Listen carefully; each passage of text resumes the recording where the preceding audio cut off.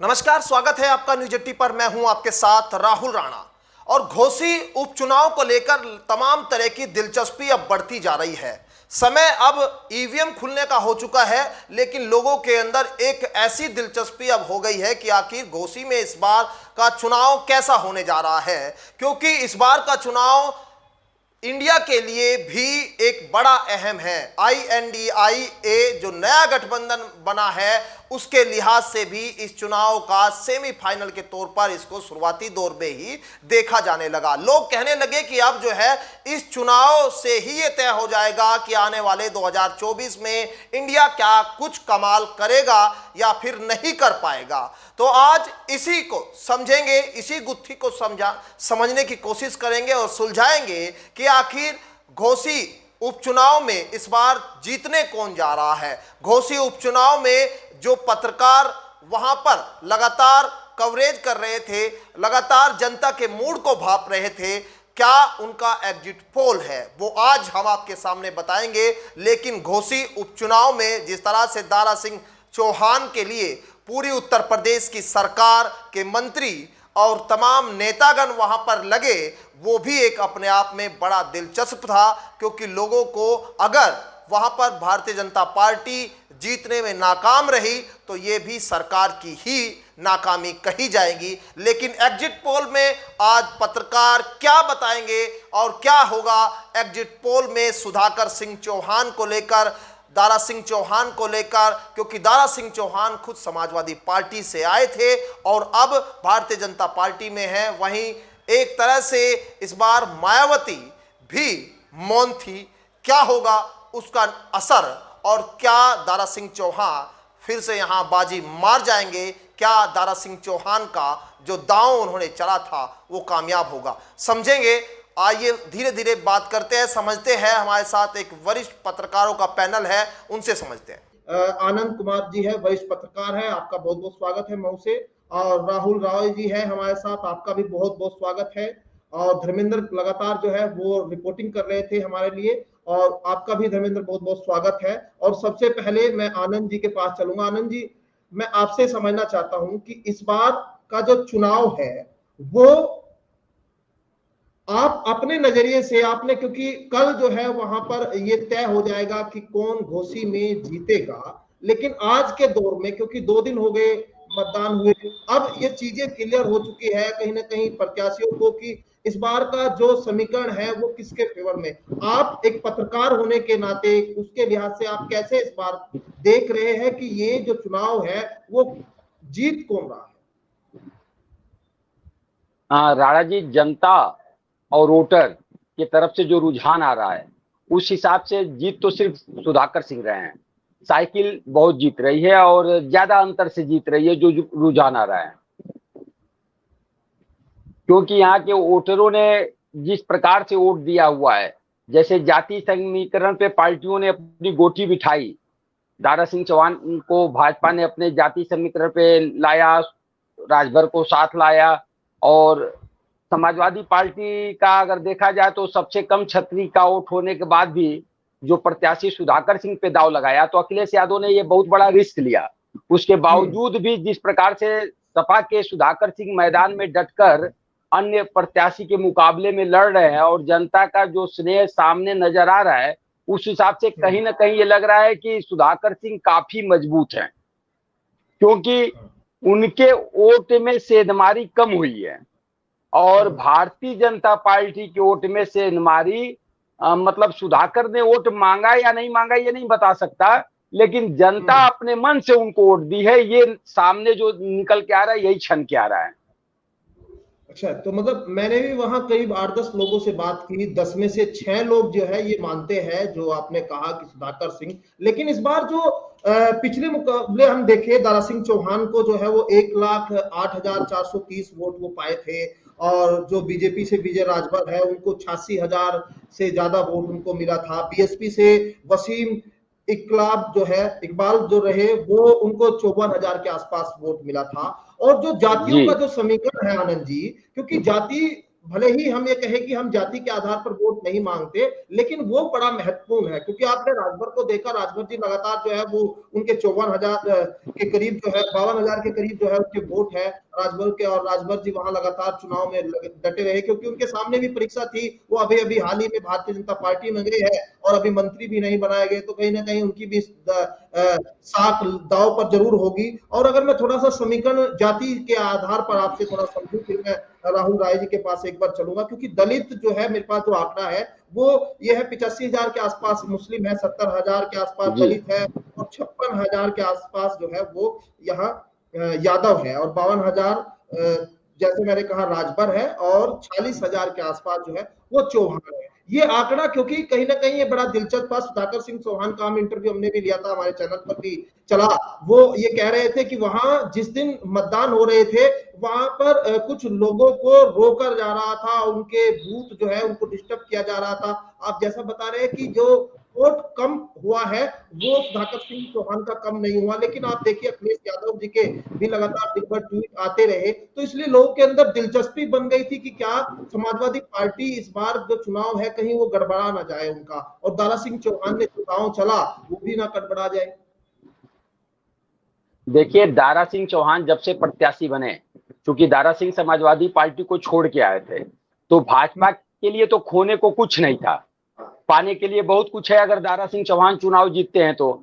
और सपा की तो एक सीट यूपी असेंबली में कम हो जाएगी, लेकिन दारा सिंह के प्रत्याशी बनते ही भले लोग चैनल पे तरह तरह के पत्रकार, तरह तरह के विश्लेषण वाले करने वाले लोग तरह तरह से कहते हैं कि ये सिर्फ दारा की साख यहाँ पे दाव पे लगी है, लेकिन मेरे मानने से ये है कि अभी दारा की इज्जत दाव पे नहीं लगी, यहाँ पे इज्जत फंसी हुई है भाजपा की, क्योंकि भाजपा ने जिस प्रकार से अपने लोगों को उतारा, मंत्रियों को उतारा, अपने वीआईपी लोगों को उतारा, जैसे डिप्टी सीएम यहाँ कैंप कर गए, दो डिप्टी सीएम कैंप कर गए, भाजपा के प्रदेश अध्यक्ष दो बार, तीन बार यहाँ आए रहे, फिर इस तरह से जो चीजें आई हैं उसमें कहीं ना कहीं भाजपा के लिए बहुत चुनाव गड़बड़ का विषय हो गया है शुरू से ही। और भाजपा के ही दारा सिंह प्रत्याशी जब बने तो भाजपा के ही लोगों द्वारा, या समर्थक कह लीजिए या प्रशंसक कह लीजिए, हम उनको पार्टी के कार्यकर्ता और पदाधिकारी नहीं कहेंगे, लेकिन सोशल मीडिया पे भाजपा के सपोर्टर कह सकते हैं, उन लोगों ने दारा सिंह चौहान का विरोध करना शुरू कर दिया, और शुरू से जो विरोध करना शुरू किया वो अंतोगत्वा अब तक बना हुआ था। और ऐसे में अगर देखिए तो दारा सिंह चौहान अपने समाज का वोट पा रहे हैं, अच्छे से पा रहे हैं, जितना उनको पाना चाहिए वो अपनी वोट को अपनी ईमानदारी से पा रहे हैं पार्टी में। लेकिन ओम प्रकाश राजभर जो मंच पे दावा करते हैं कि जब राजभर और चौहान मिल गए हैं तो हम लोग दो ही आदमी काफी हैं जिताने के लिए, बाकी भाजपा का वोट है, तो ऐसे में राजभर समाज के वोट में ही उनके ही 19 साल के साथी रहे, उनके साथ कदम से कदम मिलाकर चलने वाले महेंद्र राजभर कहीं न कहीं उनके वोट को नुकसान कर रहे हैं। सुधाकर के लोकल होने की वजह से, सुधाकर के गांव के आसपास गांव के वजह से भरों का वोट भी उनके तरफ, सुधाकर की तरफ झुकाव में हो रहा है। तो सपा का वोट ठाकुर, मुस्लिम और यादव, इसमें बहुत ज्यादा सेंध कोई पार्टी नहीं लगा पा रही है। कहीं न कहीं भाजपा को अगर कहिए तो इक्का दुक्का वोट लगा ले लोग सेंध, लेकिन कहीं से कहीं हमको भाजपा सेंध लगाती हुई नहीं दिख रही है। लेकिन भाजपा के वोटर में कहीं न कहीं से सपा के लोग सारे सेंध लगा रहे हैं। जैसे राय साहब लोगों के वोट में भूमियार समाज का वोट अच्छा खासा सुधाकर सिंह को भी पड़ा है, भाजपा को भी पड़ा है। ये वोट माना जाता था कि भाजपा को पड़ेगा, बढ़िया से भाजपा को वोट पड़ जाएगा, और इसी वोट को भाजपा के लोग देश मान करके काम कर रहे थे।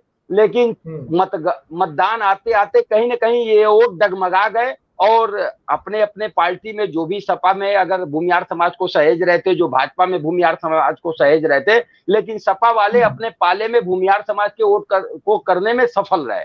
ऐसे ही बनिया समाज का वोट, वैश्य समाज का वोट कहीं ना कहीं बता रहे हैं लोग, जैसा चर्चा में आ रहा है कि कोपा में, घोसी में, अमिला में, नदवा सराय में क्या नाम है कि सुधाकर सिंह को वोट पड़ा है। तो भाजपा के वोटों में से थोड़ी थोड़ी वोट को जो सपा सेध लगा रही है, यही सपा के सबसे बड़ी मजबूती का कारण है। और अंतिम में बसपा का सारा खेल आप देख ही रहे हैं। बसपा ने जिस प्रकार पहले तो प्रत्याशी नहीं उतार के सारे गेम को ही इधर का उधर कर दिया, उसके बाद जब प्रत्याशी नहीं उतारा और चुनाव के एन वक्त पे 2 दिन पहले प्रदेश अध्यक्ष ने बोला कि या तो बसपा के वोटर वोट देने नहीं जाएंगे और या तो फिर घर बैठ नोटा दबाएंगे। अब बसपा के वोटर कितना नोटा दबाए हैं, अगर वोट देने वाले जो गए हुए हैं तो कितना नोटा दबाए ये तो नोटा की गिनती से पता चल जाएगा, और नोटा नहीं दबाए हैं तो ऐसे वोटर तो कहीं ना कहीं लगता है कि जो मायावती जी से दारा सिंह चौहान ने संबंध 2014 के बाद तोड़ा निकले, तो कहीं ना कहीं मायावती जी तो नहीं चाहेंगी कि दारा सिंह चौहान जीते, और अखिलेश यादव का घाव तो ताजा है, वो तो अभी भरा भी नहीं है। तो फिर दो दुश्मनों के बीच में दारा सिंह चौहान राजनीतिक दुश्मनी की पारी खेल रहे हैं। ऐसे में वो कहीं ना कहीं देखा जाए तो जो वादा उनको भाजपा के शीर्ष नेतृत्व ने उनसे जो भी वादा किया था, क्या वादा करके उनको चुनाव में लाई थी, लोग बताते रहे, कयास लगता रहा कि पहले मंत्री बनेंगे फिर चुनाव लड़ेंगे 6 महीना के अंदर, तब तक चुनाव जीत जाएंगे। तो सही बात है कि अगर दारा सिंह मंत्री बन के चुनाव लड़ते तो यही जनता का मिजाज कहीं ना कहीं थोड़ा सा बदल जाता। बिल्कुल, कहीं और ना कहीं बताइए और आपने क्या जो जानकारी। मायावती के बारे में जो आपने बात कही कि मायावती का जो जी 54,000 वोट उनके जो प्रत्याशी पाए थे, वो जी कहीं ना हाँ, कहीं जो है वो बड़ा महत्वपूर्ण है। वो राजभर के महत्वपूर्ण है। साथ हाँ, वो सुधाकर सिंह के साथ जाएगा या दारा सिंह या फिर नोटा, वो गिनती खैर कल पता लग जाएगी, नहीं, लेकिन आप हमें बने रहिए जी। भाजपा को भी वोट मिला होगा, हरिजन का, हाँ दलित का, ऐसा नहीं कहा जा सकता है नहीं है, लेकिन मिलना कम किसको मिल रहा है, ज्यादा किसको मिल रहा है, पलड़ा किसके तरफ भारी हो रहा है। हाँ, तो अगर लेकिन मायावती का बयान, अगर मायावती चुप रहती तो सीधी सी बात हो सकता है कि भाजपा पूरे वोट को अपने पाले में करने में सफल हो जाती। लेकिन एन वक्त पे, मतदान के एन वक्त पे अगर मायावती की तरफ से ये बयान आना, मायावती ने नहीं बयान दिया, प्रदेश अध्यक्ष ने बयान दिया, और प्रदेश अध्यक्ष बसपा का बेगर मायावती की अनुमति से नहीं बोल सकते हैं, तो कहीं ना कहीं ये बयान ऊपर से आया हुआ और खेल इसके पीछे का, कहीं ना कहीं मायावती बढ़िया खेल खेली हो सकती है इस खेल के पीछे। ठीक है, और अगर मायावती ने ठीक ठाक खेल, मायावती का खेल समझेंगे। राहुल जी के पास एक बार चलते हैं। राहुल जी, आप भी वहां जी लगातार जो है आपने समीकरण समझे, देखे, आप अपने लिहाज से आपको क्या लगता है कि इस बार का एग्जिट पोल, क्योंकि आपने चैनलों पे देख लिया, आपने तमाम एजेंसियों का देख लिया, हम भी लगातार देखते आ रहे हैं, लेकिन आप वहां मजबूती के साथ आपने देखा कि बूथ पर किस तरह से सुधाकर सिंह चौहान जो है वो ये कहते हुए नजर आए कि उनके बूथों को प्रभावित किया जा रहा है, खुद अधिकारी जो है वो चुनाव लड़ रहे हैं। ये बयान उनका ये दर्शाता है कि क्या वहां सत्ता के लोग उनके माइनॉरिटी के वोट को या फिर सुधाकर सिंह के पक्ष के जो बूथ है उन पर प्रभाव डाल सकते थे। ये एक सवाल है जो जनता के मन में भी रहा है और आपने भी समझा होगा। मैं आपसे समझना चाहता हूं, आपने इन तमाम चीजों को नजर में रखते हुए इस बार का एग्जिट पोल आपके लिहाज से क्या कहता है? देखिए,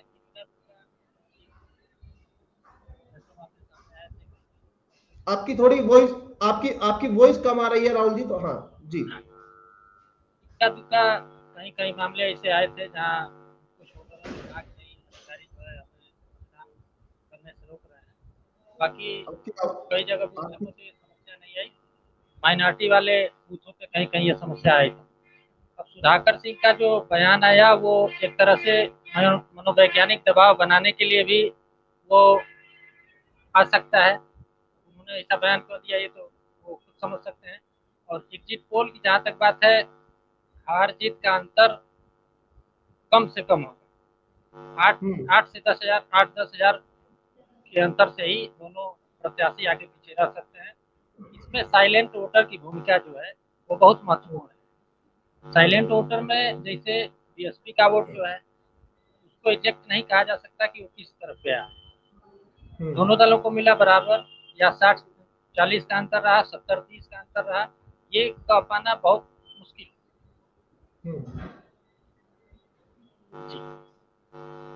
अच्छा ठीक है।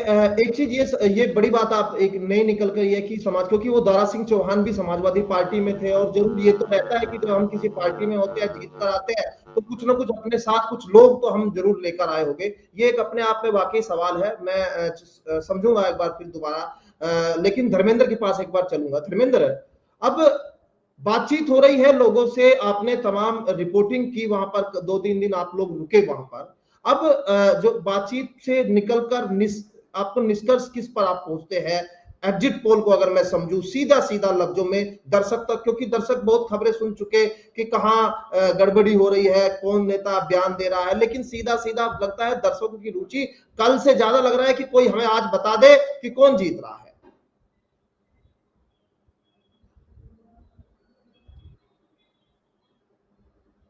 धर्मेंद्र, आपको आवाज मिल रही है मेरी?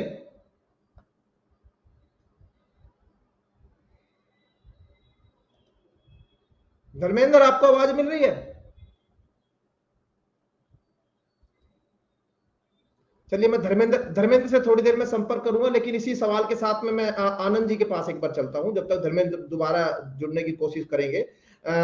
आनंद जी, यही सवाल मेरा आपसे है कि रुचि तो है, बहुत ज्यादा है, लेकिन एक जो दारा सिंह चौहान समाजवादी पार्टी में रहे, कुछ ना कुछ नहीं लगता कि कुछ वोट जो है वो अपने साथ जरूर वहां सर समाजवादी पार्टी का जो वोटर है, जिनको हम कह रहे हैं कि यादव वोटर है और माइनॉरिटी का कुछ वोटर है, क्योंकि वो जब चुनाव लड़े तो उनके साथ कुछ ना कुछ जुड़ा होगा, क्या वो बना रहा होगा? ये आपको लग रहा है कि कुछ लोग थे उस समर्थन में?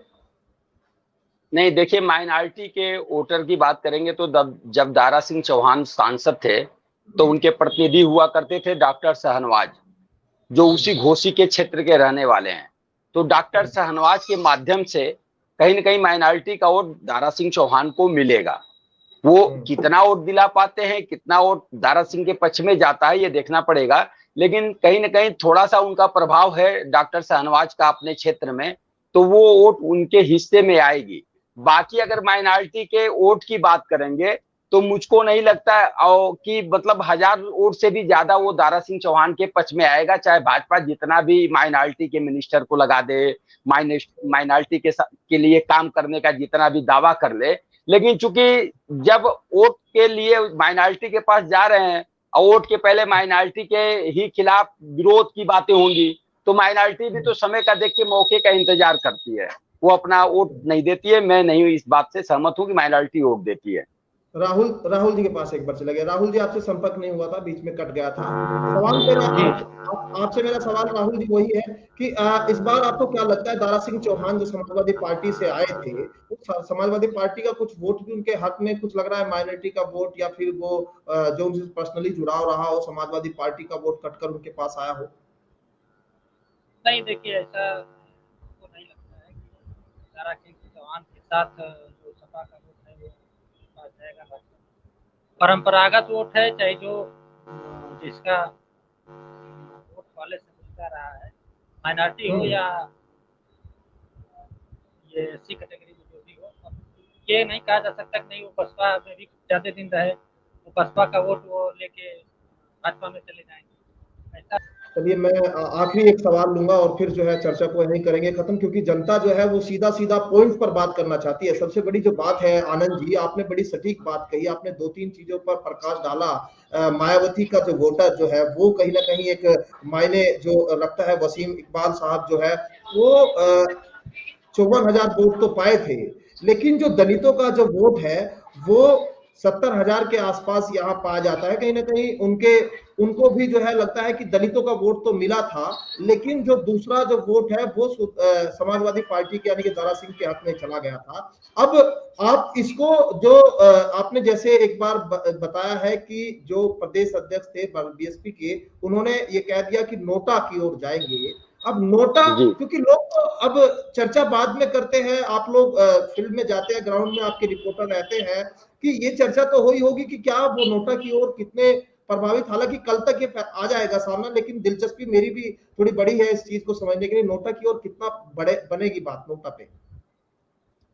देखिए, नोटा पे बात बहुत ज्यादा मुझको बनती दिखाई नहीं दे रही है। हो सकता है कि जो टिकट के फैसले से, सपा के टिकट फैसले से नाराज हों, भाजपा के टिकट के फैसले से नाराज हों, केवल मायावती का फैसला तो इसमें नहीं ना आएगा, और भी सपा भाजपा से भी तो नाराज हो सकते हैं लोग, जो नोटा पे जा सकते हैं कि उनको उपयुक्त प्रत्याशी नहीं मिला, बार बार ये लोग चुना। बहुत से ऐसे वोटर होंगे जो बार बार उपचुनाव होने से नाराज हैं घोसी में, वो भी नोटा पे जा सकते हैं।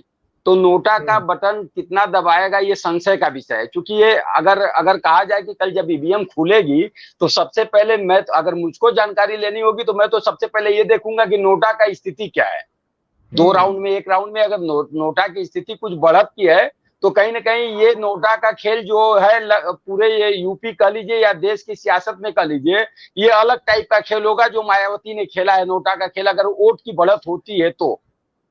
और वसीम इकबाल चुन्नू के जो हम लोग 54,000 के 2022 के हाथी के वोट की बात करते हैं, तो उसमें केवल दलित का वोट नहीं हो सकता है, क्योंकि वसीम इकबाल चुन्नू मुस्लिम कैंडिडेट थे बसपा के प्रत्याशी थे। अगर दलित का वोट है, अगर 54,000 टोटल दलित का वोट नहीं मान सकते हैं, कहीं ना कहीं उसमें मुसलमानों का भी वोट होगा, कहीं ना कहीं मुसलमान का भी वोट होगा। तो अगर वो मुसलमान का वोट, तो मान लीजिए उसमें से दलित का वोट अगर कुछ छाटिए, बाकी हम करें 10,000, अगर उसमें मुसलमान का वोट मानते हैं तो वो 10,000 मुसलमान का वोट तो सीधे और सीधे सिर्फ सुधाकर के पाले में आएगा ना, वो तो कहीं और जाएगा नहीं।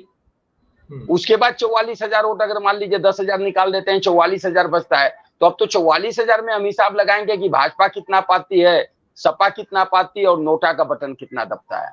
और घोसी के सियासत में राणा जी एक चीज और है, अब तक यहाँ से केवल 2 लोग रिपीट विधायक हुए हैं। एक लोगों ने हैट्रिक लगाई है, लेकिन दल बदल के लगाई है।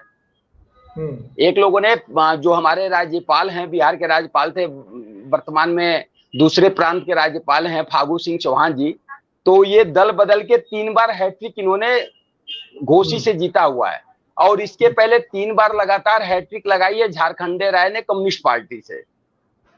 तो इन 2 के अलावा भारतीय इतिहास में आजादी के बाद से अब तक किसी ने रिपीट नहीं किया। अभी हम हैट्रिक की बात करते हैं, तो अगर ये दारा सिंह चौहान रिपीट करते हैं तो ये बड़ी बात होगी, और रिपीट नहीं कर पाते हैं तो इसका मतलब यही है कि घोसी की सियासत में ये 2 जो रिपीट कर चुके हैं, हैट्रिक लगा चुके हैं, तो तीसरा का आना लग रहा है कि मुमकिन नहीं है, क्योंकि कहीं ना कहीं ये रिपीट का होना ना होना ये बड़ी गंभीर विषय है। ये तो एक तरह से कहीं ना कहीं खबर भाजपा के लिए बड़ी बेचैन करने वाली खबर भी है। लेकिन एक छोटी सी चीज और जो दर्शक जो डीपली समझेंगे, आपको फासला कितना नजर आता है, हार जीत का कितना फासला होगा? मेरे हिसाब से फासला 20,000 से ज्यादा होगा, 25,000 से ज्यादा होगा।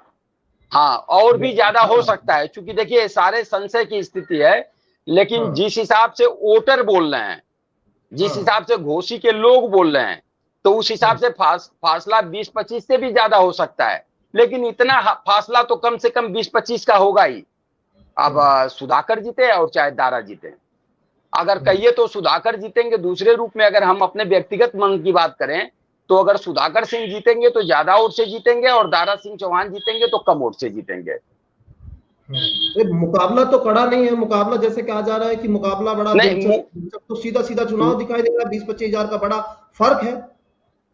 नहीं, मुकाबला तो कड़ा है, मुकाबला कड़ा है, लेकिन ईवीएम खुलने के बाद पता चल पाएगा कि कितना कड़ा मुकाबला है, क्योंकि बस केवल खेल बाकी है। नहीं, बाकी खेल पे मेरा कोई आपत्ति नहीं है, मैं नहीं ऐसा कुछ कह सकता हूं कि क्या ऐसा नहीं है। शासन की व्यवस्था पे, प्रशासन की व्यवस्था पे ईमानदारी की पूरी उम्मीद है। लोग आरोप लगाते रहते हैं, ऐसा कुछ भी नहीं है, इसलिए कि ऐसा दिखाई नहीं देता, ऐसा प्रतीत नहीं होता है, क्योंकि जो चुनाव की अंगणित गुणागणित है उसमें कुछ समझ में ऐसा नहीं आता है। लेकिन आर पार की लड़ाई है, और जो आएगा सामने वही आएगा।